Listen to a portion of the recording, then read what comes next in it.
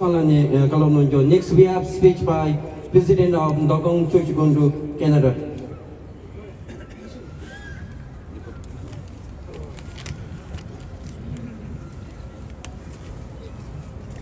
Sammal Tashle, the Indian Marshal Chuaji, and the GCC, Sozalagi, begin Masonson, the Onishi Shunogi, Kusaki, begin Masonson, and Chezan Mazi Dinarona. People some money about the Shingi Manguchi, begin machine and Mango Yore, Tanashing also, Joe Mind and Mary Manguchi, they do any something, Kedo Ledo, and Engine Sitashi watches and Shui. Hello, everybody. Thank you all to my Tibetan brothers and sisters and all our supporters who have gathered here in huge number to stand in solidarity with His Holiness the Dalai Lama. My name is Passang Lhamo, a Tibetan Canadian representing Toronto Dokham Chushi Gangdruk, an organization that was formed in 1958 to resist the Chinese occupation and had played an instrumental role in putting a strong fight against the illegal occupation of Tibet by the communist Chinese regime, and consequently, safely escorting His Holiness the Dalai Lama to India. Today, I am standing in front of this media house as a Tibetan who received protection and blessing from His Holiness the Dalai Lama since my birth to this day. I am standing here to express to the media like CBC and social media outlet that we Tibetans are deeply traumatized by the gross mistranslation of a spontaneous interaction that took place on February 28, 2023 between the Dalai Lama and a young Indian boy who requested the Dalai Lama for a hug. This show of genuine grandfatherly love was mistranslated by the news media, and over a month after the event, media everywhere ran suggestive headlines generating a firestorm of public responses on children's rights and condemning the Dalai Lama as a pedophile. His guilt was proclaimed triumphantly as truth, but based on what evidence? A sharply cut video entirely devoid of cultural, geopolitical context. Nobody else but Tibetans knows the Dalai Lama the best. Let me tell you, for your information, that the human cause of invasion and war in Tibet devastated Tibetans and their families, leaving many children as orphans. Schools have become an avenue for the Dalai Lama to safeguard the lives of the orphans, shielding them from the precarity of refugee life. In the absence of parents, the Dalai Lama offered children his protection and guidance, becoming their mother, their father, their guardian, and teacher in the process. We have many in this crowd who can vouch for what His Holiness meant for them and what His Holiness has done for their welfare. The Dalai Lama offers them his time, attention, and affection during his frequent visits to schools and stress the importance of love, compassion, and care for others, and for all Tibetans to survive together as a people. Tibetans are not only aware of, but have grown accustomed to, feel blessed by such emblematic affection from the Dalai Lama. Watching outsiders, including the world's media, sexualize the affection and proclaim it to be problematic was so disorienting and so distressing. The interaction that we saw in the full unedited video tracked with their own experiences. This was a familiar affection behavior between Tibetan grandparents and children. We Tibetans had personal experience growing up in our community. Elders in the community who interacted with children often offered genuine verbal and physical affection, including kissing on the lips and sticking out one's tongue. We want to ask which translation of affection is valid. Translation matters, as they have the potential to heal and cause violence.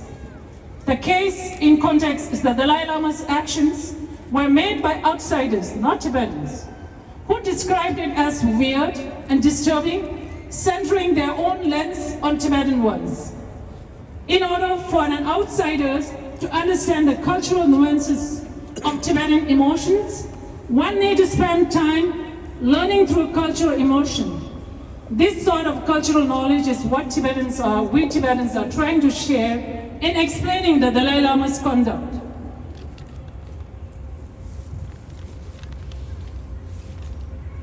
The highlight here is how the issue is not just about translating culture, but is more importantly about the current politics.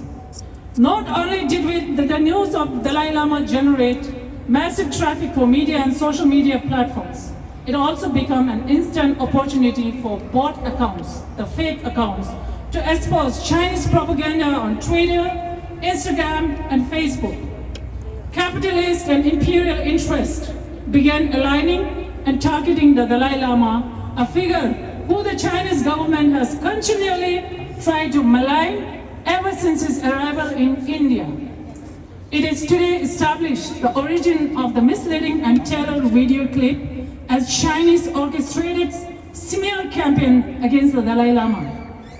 Sinister design of fake account that is affiliated to Beijing is also vindicated by the fact that the entire Chinese embassies around the world actively participated in promoting Chinese government agendas and propaganda in the platform as its official mouthpiece. It was circulated widely in China and Tibet for nearly a month with a vicious objective to tarnish the image of the Dalai Lama among the Tibetans and the Chinese. What we do know is how the so-called breaking news was covered by the media like CBC and their reluctance to engage Tibetans. What we want to stress today to news media like CBC, NDTV, Hindustan Times, also Voice of America, to take responsibility for pouncing on a highly edited version of the event that was fed by fake social media account without exercising any due diligence. It was a scoop for you guys. However, what you have failed to consider is the ramification of such irresponsible, out of context coverage of Tibetan people. In colonized Tibet and in China, images of a discussion about the Dalai Lama was banned. Having a photo of him can get you arrested, imprisoned, or worse. However, now the Chinese government is allowing media critics of the Dalai Lama to circulate. But any governmental expectation that the video and the coverage of it would disturb Tibetans are thwarted. Tibetans are reporting they are so happy to see the videos of Dalai Lama without restrictions. While news about the Dalai Lama has been presented explicitly through the lens of the culture and sexuality, there has been little acknowledgement of its geopolitical implications. Chinese officials are arresting Tibetans who speak out in support of the Dalai Lama, while reports of teachers and students taunting Tibetan children at schools in the West are growing. So CBC should take note of that. These are the real-life ramifications of this transnational event. Impacts on the lives of Tibetan people living under the Chinese occupation and across the world should be considered. For that, alongside cultural translations of acts of affection, we need geopolitical analysis of political violence. It is essential to note that the event has produced massive trauma for the Tibetan community, which remains steadfast in their reverence of the Dalai Lama. Not because they must, but because they have the context of the act of affection from their own childhood experience. In summary, what we would like to urge media like CBCs and other news outlets, that any media coverage you do should include comprehensive and contextualized presentations that includes the translation and perspectives of the subjects that you're covering. In this context, Tibetan people should be taken into account that a correction is made about this misleading coverage, sexualizing a beautiful and humane interaction that took place between the Dalai Lama and the young child in an open public gathering. A strong corrective measure be taken to rectify the gross character assassination of His Holiness the Dalai Lama in the news media.